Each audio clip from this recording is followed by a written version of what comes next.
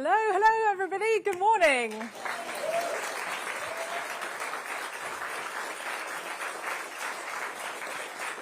Thank you. Thank you all so much for coming here this morning for the launch of the Liberal Democrats' General Election Manifesto. This is a really exciting moment for our party, and it's the culmination of an enormous amount of hard work over many years, making sure that we've got the right policies in place for the challenges our country faces after years of Conservative chaos, making sure those policies are fully costed, and crucially, making sure that the sums add up. So I'd like to say a big thank you to Dick Newby, who has chaired the Manifesto Working Group, and all the members of that group, and the members of our Federal Policy Committee, for the hard work that they've put in to ensure that we candidates have got the best possible manifesto to stand on at this election. So allow me now to introduce you to the man who's going to be leading that fight for a fair deal. He's taken a break from his adrenaline-fueled extreme sports tour of the UK to come and speak to you today. Our paddle boarding, water sliding, blue wall destroyer-in-chief, leader of the Liberal Democrats, Ed Davey.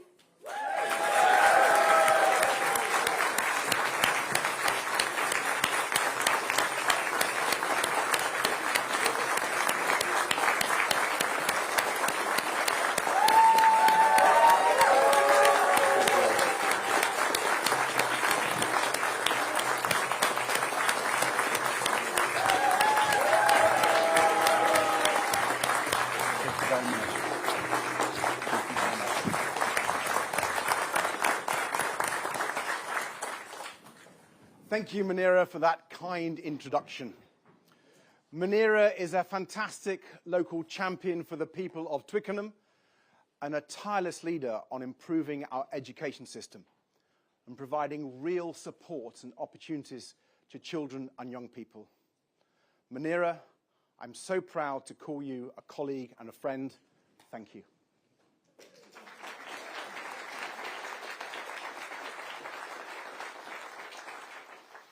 And thank you all for coming here today to help me unveil the Liberal Democrat Manifesto. It has been an intense couple of weeks, finalising this 114-page document, packed full of detailed policies, all of them carefully costed.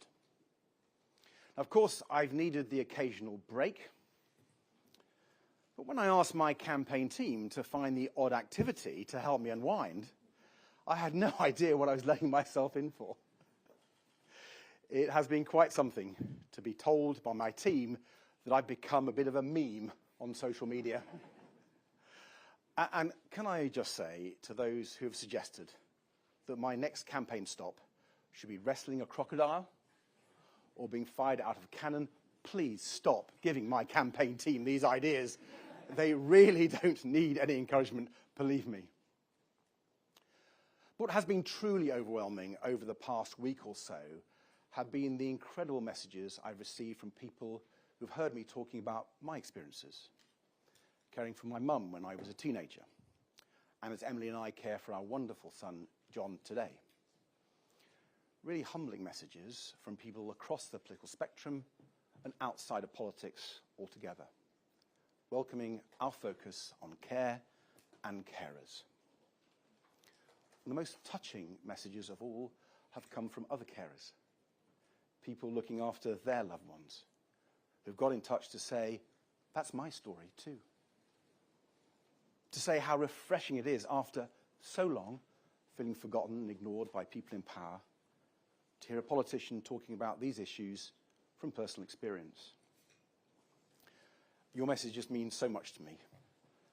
That's exactly why I've been telling my caring story. Because it's not just my story. It's the story of millions of people across our United Kingdom, looking after loved ones, making sacrifices, find it exhausting sometimes, but also full of love. Caring has been in the shadows for far too long, and I'm proud that as a party, we have brought it into the light. Like so many people, my caring story started young. I was 9 when my mum was diagnosed with breast cancer. My dad had died when I was 4, taken from us just a few months after being diagnosed with a cancer called Hodgkin lymphoma. So it was just my mum, my 2 brothers, and me. She battled the cancer for years. But when I was 12, it spread to her bones, and the doctors told her it was incurable. In the last 18 months or so, her pain was excruciating. She was confined to her bed, and caring for her became my life, before school and after school, giving her morphine for the pain, helping her on and off the toilet, sitting on her bed for hours, just talking to her, trying to make the most of every minute. And I was 15 when it finally took her, visiting her on a totally unsuitable dementia ward in my school uniform when she died.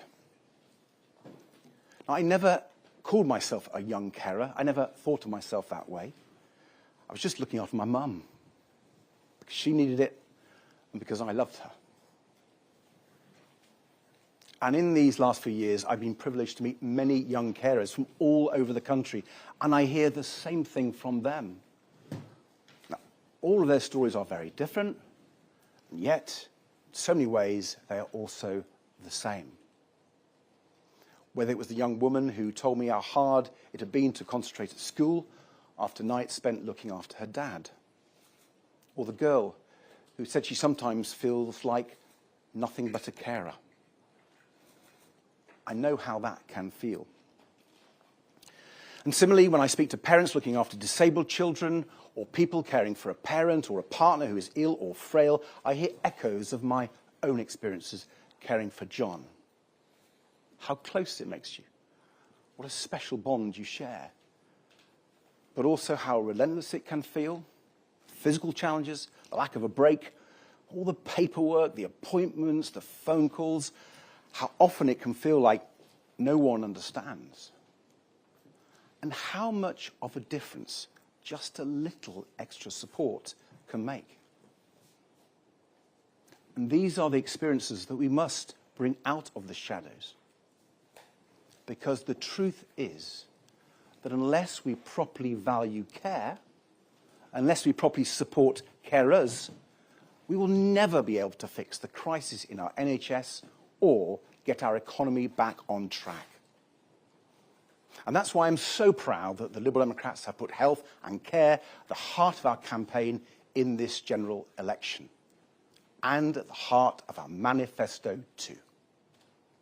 Because there is no doubt that both the NHS and care are in crisis.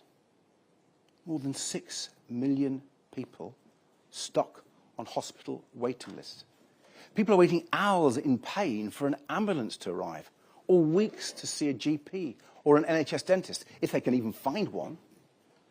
Tens of thousands of cancer patients are waiting months to start urgent treatment. Months!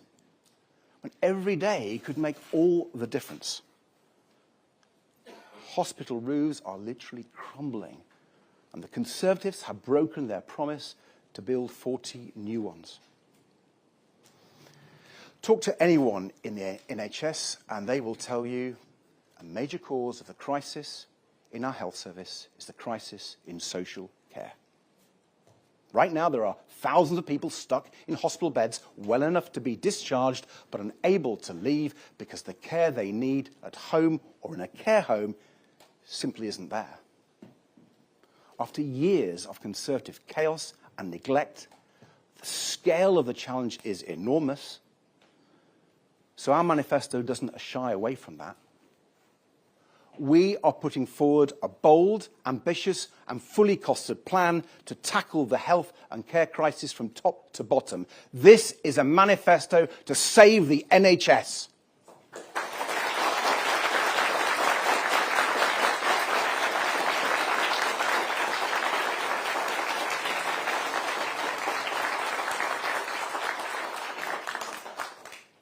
giving everyone the right to see a GP within 7 days or within 24 hours if it's urgent, and recruiting the extra doctors needed to make it happen. Improving access to dentists and pharmacists too, because we understand that if more people can get the early care they need locally, fewer people will end up in hospital in the first place. Giving cancer patients the care they deserve with a cast-iron guarantee that they will start treatment within 2 months. And investing in radiotherapy machines, in more cancer nurses, and in cancer research to find the next breakthrough treatments. Finally, treating mental health on an equal footing with physical health, with new mental health hubs for young people, regular mental health checkups when people need them, and a dedicated, qualified mental health professional in every school. Investing in public health, because we know that it's far better and far cheaper to prevent illness than it is to treat it. And on care.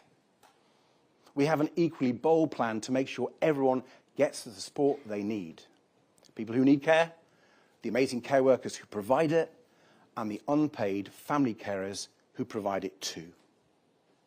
So, we will introduce free personal care, embodying the same principles that underpin our NHS, where care is provided based on need, not on ability to pay. We will value care workers properly and help to fill the more than 150,000 vacancies in social care by introducing a new, higher minimum wage, especially for care workers, and setting up a new Royal College of Care Workers. And we will give family carers a fair deal, starting by overhauling the broken carers allowance system so that it provides real financial support to those who need it. Just imagine what this would all mean for people across our country. Instead of being stuck in an overcrowded hospital ward, thousands of people could come home to be cared for by their family, with both the professional carers and the financial support they need to make it work. We can transform cancer care and boost survival rates to among the best in the world. We can help people live more years of their lives in good health with all the benefits that that brings with it. We can make sure everyone can see a doctor or dentist locally when they need one, ending these appallingly long waiting times, taking the pressure off the rest of the NHS. We can get people off waiting lists and into work, getting our economy growing strongly again too. We can save our NHS. We can fix the care crisis. We can give people a fair deal. Now, I know when you look at the state of the NHS and care today, this might all seem a long way off. And there's no doubt that it will take a lot of time and a lot of hard work to repair the terrible damage the Conservatives have done over so many years. But our manifesto sets out how it can be achieved. And Liberal Democrat candidates across the country are ready and able to work tirelessly to achieve it.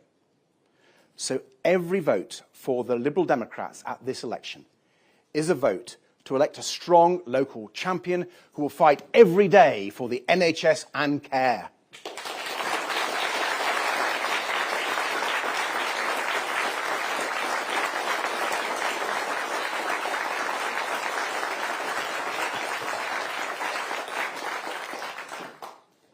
I'm truly proud of the focus our manifesto puts on these issues.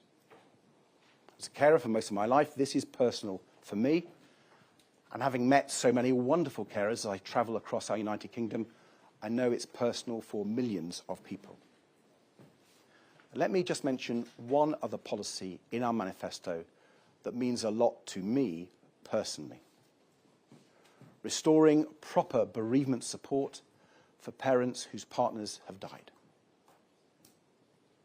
You see, I remember how important the widow's pension was for my mum after my dad had died. I remember going for a walk with her and our dog every fortnight to collect it. We weren't especially hard up, but it made a difference. It meant something. So you can imagine how angry I was when the Conservatives cut that support back in 2017. Knowing that other families like mine would only get a fraction of the support. It was the first thing I asked Boris Johnson about at PMQs when I became leader. And I am proud that in this manifesto we commit to reversing those cuts and restoring proper support payments to parents like my mum.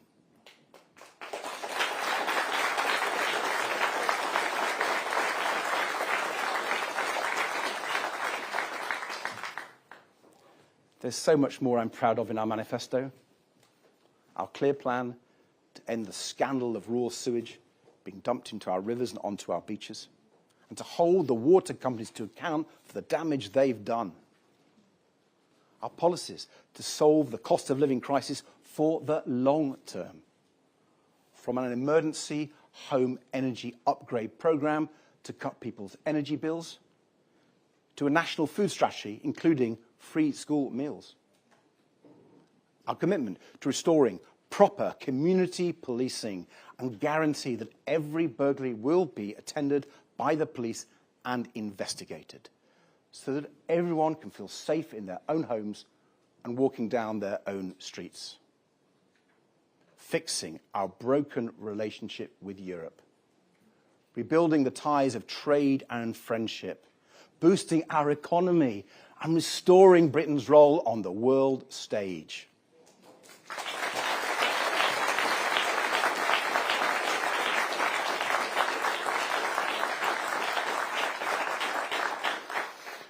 All these and more are crucial for delivering the fair deal that British people deserve. And they are what every Liberal Democrat MP elected on the 4th of July will be fighting for in the next Parliament. But if we are truly to tackle the big challenges facing our country, from health to the environment, crime to the cost of living, there is one more part of our manifesto that is absolutely critical. Our policies to transform the nature of British politics itself. Ending first past the post and replacing it with fair votes through proportional representation.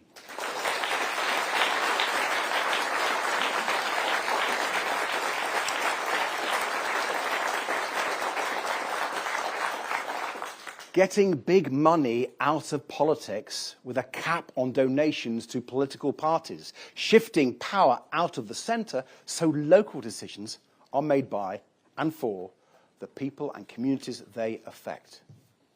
Putting real power in people's hands and holding the overpowerful properly to account. Because this election has to be more than just a change of government. We must do more than get the Conservatives out, essential though that is. We must transform our politics for good. So politicians have to respond to people's dreams and desires. Because that is the only way we will bring the real change our country needs. It's the only way we will deliver a fair deal. A fair deal where everyone can afford a decent home, somewhere safe and clean, with a comfortable retirement when the time comes, where every child can go to a good school and have real opportunities to fulfill their potential, where everyone can get the high-quality healthcare they need when they need it and where they need it. That is the fair deal that runs throughout our manifesto. That is the fair deal that Liberal Democrats are fighting for. And at this election, every vote for the Liberal Democrats is a vote to make that fair deal happen. Thank you.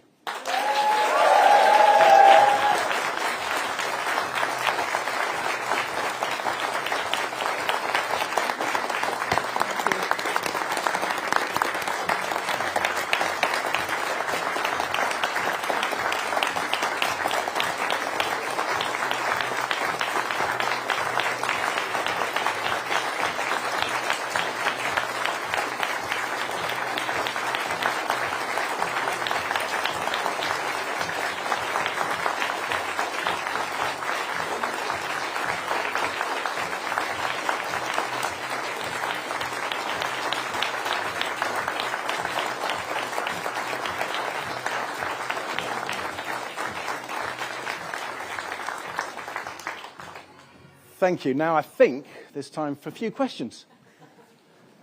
But he's the man in charge.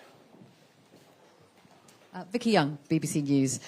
Grabbing attention by throwing yourself down water slides is one thing, but when things get serious after the election, what influence can the Liberal Democrats realistically expect to have on government policy? Well, thank you, Vicky, for that question. By the way, I do believe that politicians shouldn't take themselves too seriously. What we should do is take the interests of the British people seriously. And this manifesto and the Liberal Democrats do that. And if you vote for Liberal Democrat MPs in the next Parliament, we can have a strong Liberal voice pushing for these policies. And in my experience in Parliament, if you get lots of great Liberal Democrat MPs, you can make a huge difference. You can make a huge difference for your community, electing a local champion who's going to campaign for your community, not forget where their voters are. Liberal Democrats have got a proud record of being great local champions. And if we elect many more, there'll be so many more local champions in Parliament. But also, affecting the big issues of the day. If you have lots of Liberal Democrat MPs, we will start winning those debates. What I'm so proud of in this manifesto, which is fully costed, I think it's already influencing the debate in this election campaign, and I know with lots of Liberal Democrat MPs elected, we will affect the debate in the next Parliament and change the course of our country and get the real change our country desperately needs.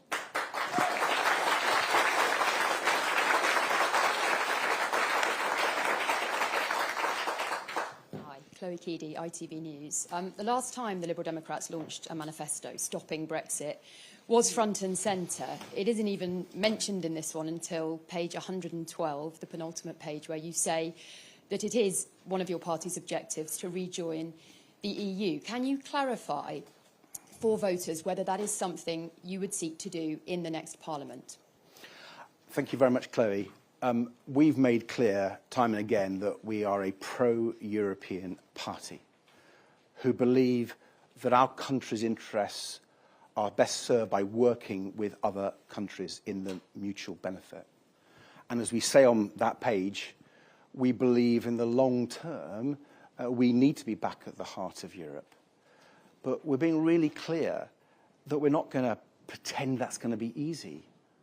Regrettably, the Conservative Party have so poisoned Britain's relationship with our nearest neighbours, our allies. They've undermined trust. And when I speak to European politicians, regrettably, they don't trust the United Kingdom anymore. And how sad is that? And so we've talked to people across the UK, listened to them on this issue. We've talked to people across Europe, particularly politicians, about what is achievable. And it's clear you're going to have a step-by-step approach to rebuild that trust, rebuild that relationship. But I believe quite quickly you get a much better trade deal than the dreadful trade deal that Boris Johnson got. That would really help our economy. It would help small business exporting. It would help farmers. It would help fishermen. It would, I think, ultimately reduce prices in the shops. I think, getting a really good trade deal would be an absolute priority. Then, allowing young people to be more mobile across Europe. There are lots of things set out in the manifesto about how we could begin to rebuild that relationship, all going in a really clear direction. But it's going to take time, regrettably, because the Conservatives have done such damage.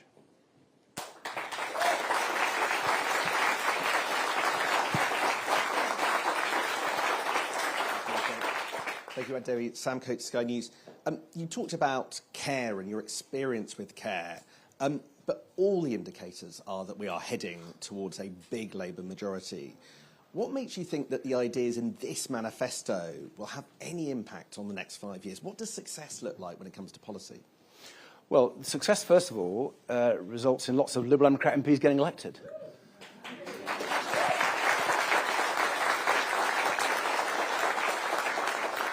And I hope you don't mind, Sam, I want the British people to take a chance on us. Right? And I want them to see that we've got great ideas, great candidates, and the more of us they vote for, the more we can get real change. Because we are the party really offering change, whether it's on the political system or on health and care. We have the most ambitious health and care package of any party. And what I say to anyone in any other party, just look at this. Look at how we're paying for it, look at how we've costed it, look at the detail, and talk to people in the health service and in care. Because I've done, and they really like these ideas. They think they add up, and they think they would make a huge difference, whether it's investing in primary care, GPs, NHS dentists, community pharmacists, so people don't have to go to hospital, or investing in care, whether it's formal social care or family care, so people can come out of hospital more quickly or don't end up going to hospital so much. This is a way which could transform it. And the reason why I think others will start looking at this idea seriously is because it's right, because it's well thought through. And you know what? I'm hoping someone's going to ask me about the costings in a minute, because I've gone through, I've gone through the detail, and we're really, really cautious, because in these costings, we haven't done what some of the experts have advised us to do, which is to include the savings we'll get. So, free personal care, according to the Institute of Public Policy Research, by the end of the decade, will be reaping possibly up to £3 billion a year in savings to the NHS. We haven't included that in our costings because we're being cautious. But what it does show to the next Parliament, MPs of all parties, that you take this approach and we can save our NHS. I mean, that's so important. I am sick and tired of Tory MPs sort of saying they've sorted it out and then meeting people across the country who can't get a GP appointment, who've waited for hours for an ambulance, who can't find an NHS dentist. There was an NHS dentist in my constituency in Chessington who told me when I went to visit them that they'd had to look after a pregnant woman from Cornwall who couldn't find an NHS dentist except in Chessington. This is the state of our NHS under the Tories, and we are going to reform it, and we have the ideas, and elections should be about ideas, and we've got the best ones.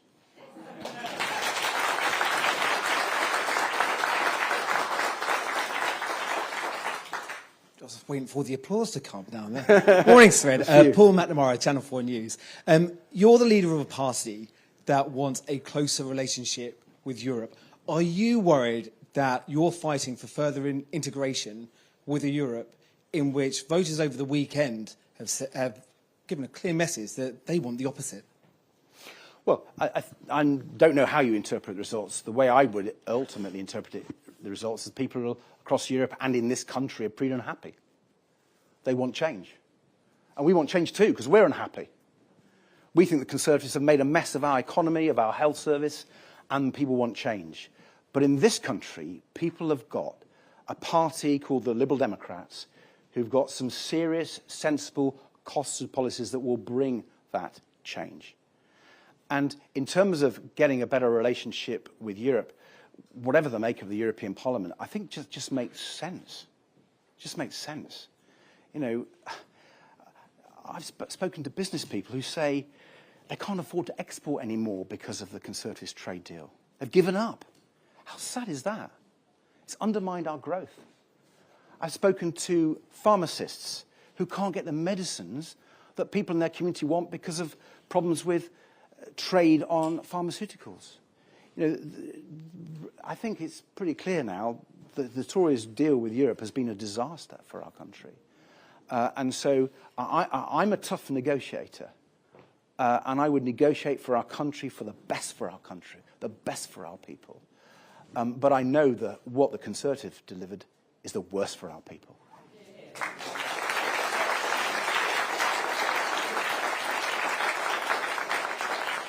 Hi, it's Peter Walker from the Guardian.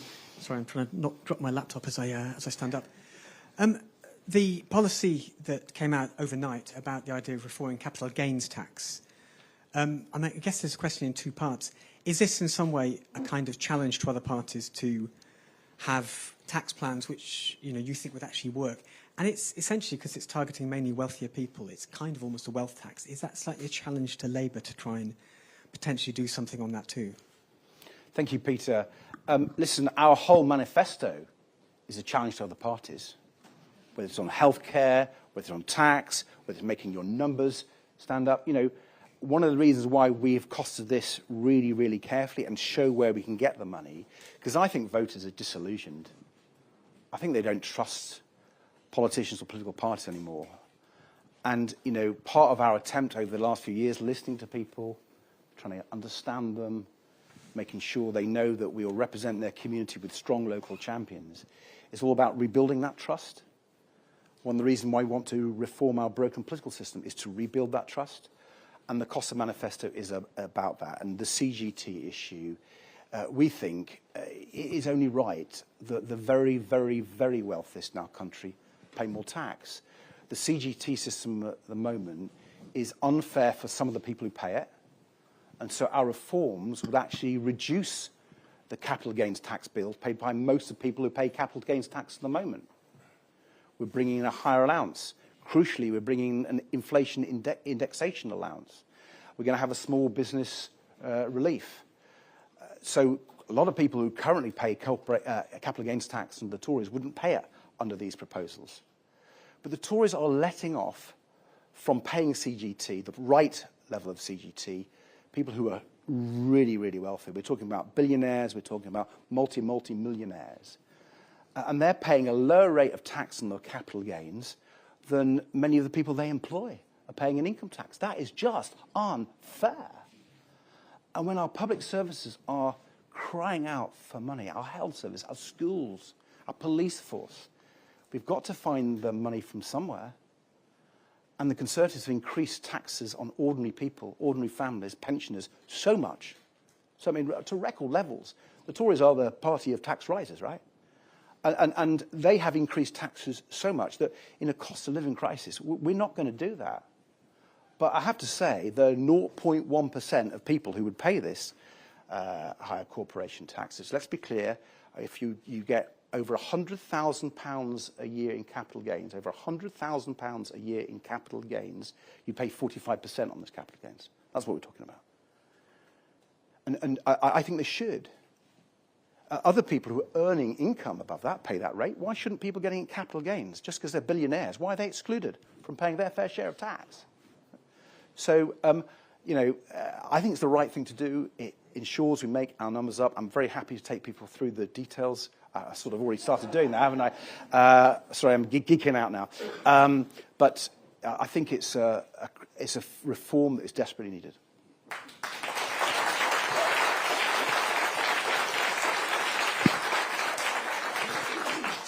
Kate McCann from Times Radio. You want to talk about costings, so let's talk about some specifics. I've had a quick flick through this manifesto. You want to end the two-child benefit limit. How will you pay for that? You're promising to double statutory maternity and paternity pay to £350 a week. How will you pay for that? How will you pay compensation to women over pensions, the WASPy women? Where will the cash come from for that? Those are just a few things. There are many, many more. And what do you say directly to the IFS who say that you will not be able to raise some of the billions of pounds that you say you will, that it's unrealistic? Well, thank you for your question, Kate. I'm happy to take everyone through these, and our team are. We've worked on these for quite some time now, using the best sources for our figures we possibly could, including the IFS, actually, in some places. I'm really happy to meet the IFS and take them through our figures. That's not a problem. And if you look at the costings document, which I think is now available, someone can tell me, is it available online? We're not hiding it. You can see all the figures and all the answers to your questions. Essentially what we're doing is raising taxes mainly on the big banks, the oil and gas companies, the social media giants, and also the likes of Google and Amazon, the 0.1% wealthiest people I just talked about. So all that tax revenue is set out there, and we're spending it, I think, wisely. We're often spending it in areas that would save money in the longer term, which is good housekeeping. We've not seen that for many years. So I think when you see that costing document, hopefully all your questions will be answered. If they're not, please come back to us, because we really want to make this a big point in this election, frankly. We think there are political parties out there who are really not telling the truth about how they're funding their policies. And I think we need to expose that. And I'm happy to take the IFS through it. Yeah.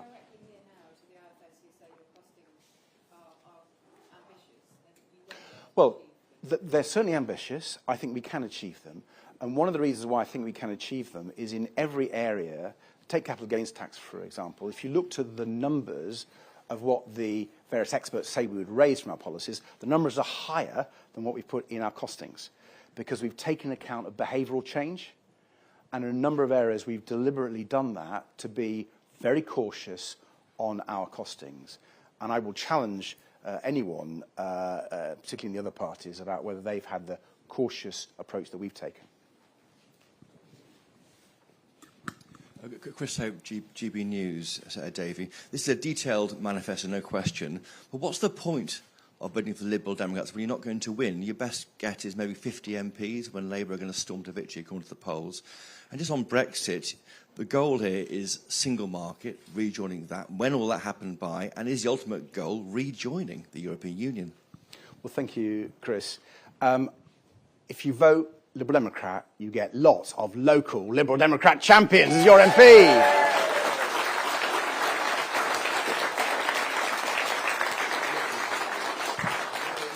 I hope the whole country votes for these wonderful people. And if we did, we transform our politics. And, you know, you seem to know the outcome of the election. I'm really, really impressed. I don't. It's all up for grabs. I put no ambitions on the ceiling. I'm realistic about our unfair voting system. And so I have said throughout this campaign that there are many parts of the country where only a vote for the Liberal Democrats can beat the Conservatives. Across the blue wall in the home counties, I'll take you through all the home counties, you know, Hampshire and Hertfordshire, Surrey and Sussex, Oxford and Cambridgeshire. Have I missed out a few places where we're going to win? I'm sure we have. So the blue wall, we're going to smash that down and take lots of seats off the Conservatives. In the West Country, where, you know, we've been strong in the past, we're coming back in the West Country.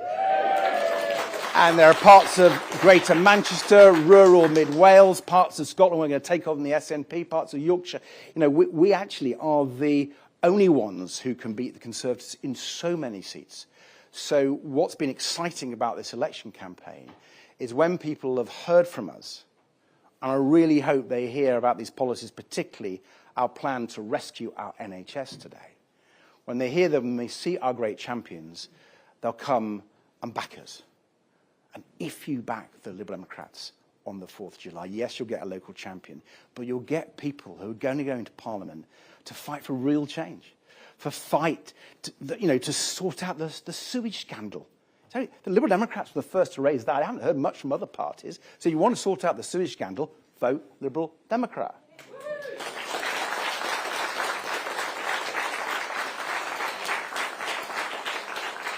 I'll come to the Europe bit in a minute. Don't worry.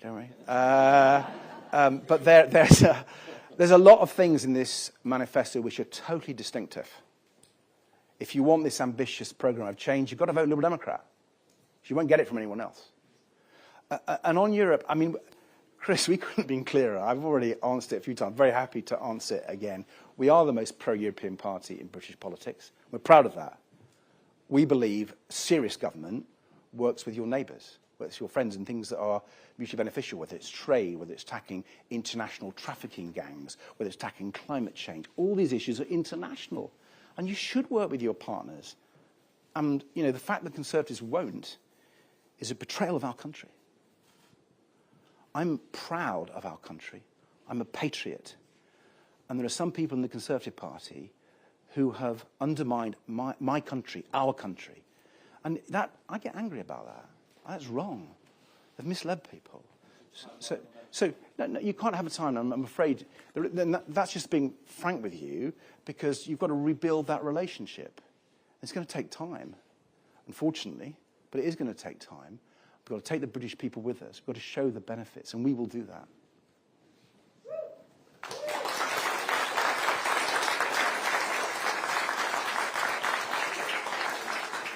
Hi, Emilio from Politico.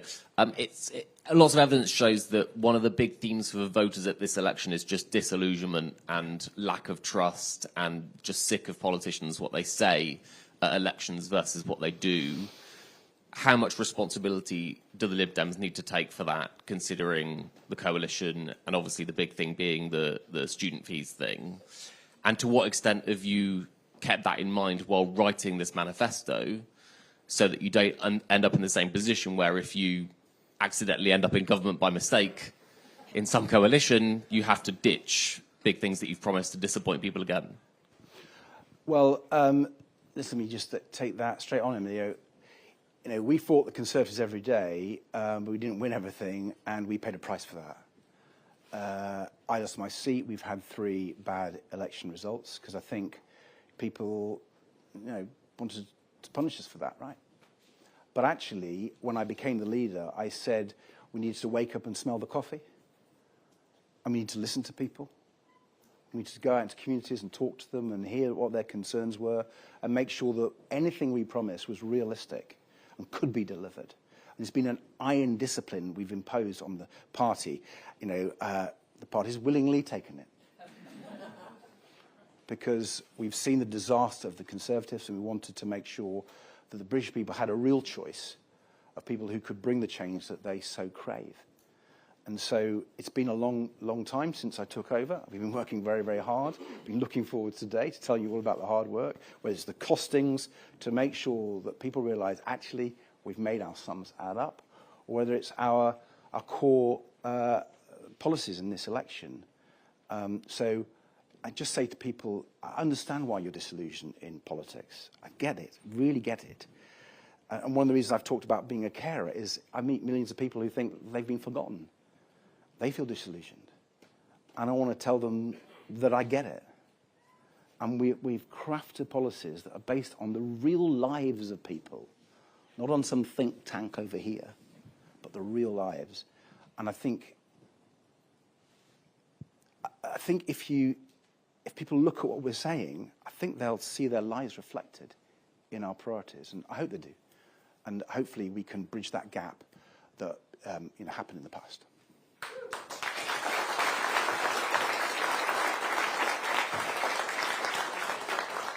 Hi, Will Durham with PA. We've spoken a lot about tax, and there's a lot in there, whether that's to aviation and the reforms around that, but also the capital gains tax. You're all targeting voters in the blue wall who might work in the city. Is this going to harm that vote at all? Well, the vast majority of people who pay capital gains tax are going to get a tax cut. So, it's not that I ever take leaves out of the Conservative book, because we have ours properly costed, right? But this is a tax cut for the vast majority of them. So I think, when they read the detail, I'm sure everyone's going to set out all the detail. The fact that we've got an increased allowance for people, that we've got a small business relief, that we're introducing a new inflation allowance, which will take away the capital gain for most people, because a lot of it's inflation. If you take that away, as it used to happen, it will mean that huge numbers of people who currently pay capital gains tax won't pay it. Let's remember, only 0.9% of people pay capital gains tax at the moment. So over 99% of people don't pay capital gains tax. But of those 1% who do, or 0.9% who do, most of them will get a tax cut. And really happy to take you through the figures. We thought about it a long time, take a lot of advice from people. We think it's the right way, the fair way, to raise the money that we need for our public services. I'm worried about our voters in the blue wall, and I want to make sure they know, through people like yourself, they're getting a CGT tax cut.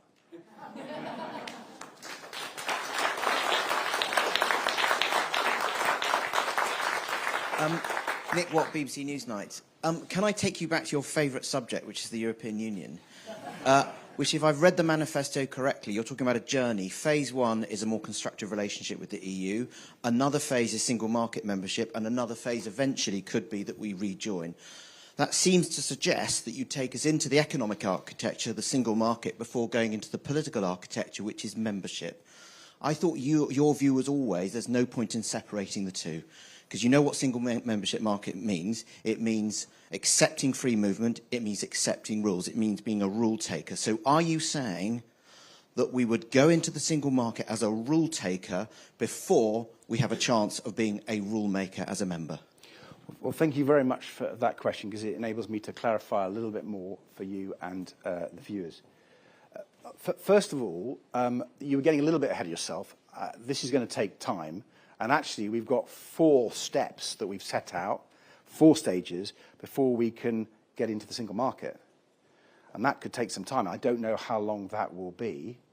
And it will start not with a trade deal based on the single market, but a trade deal based on what the European Union and ourselves can agree, which would be way better than the disastrous deal that Johnson agreed to. So we can get quite a lot of benefit to start off with. But on your point on rule taker, we're a rule taker now. We're a rule taker now. You know, the Conservatives tried to make out that, you know, they'd somehow got out of that. They hadn't. They hadn't. You know, not for once, they've not quite told the full truth.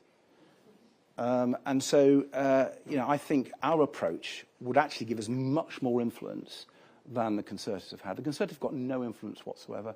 We'd be far more influential. We take it in a carefully thoughtful way, because I think that's the only way we'll build back their trust. And you know, you mentioned free movement. We're actually quite keen at the proposal that's been discussed about 18 to 30-year-olds. You know, our young people should have some freedom.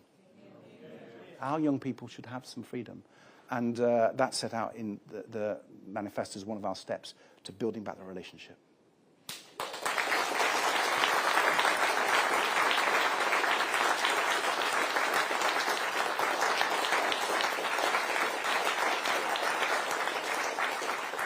I'm getting that sign that tells me that I've got to get moving. And what I would say to you is, first of all, thank you. Thank you for coming. Thank you for your questions. Do come back to us with any follow-ups. Really keen to answer all your questions. But I've been told that an election is a roller coaster. So I'm going to go on a roller coaster. Thank you.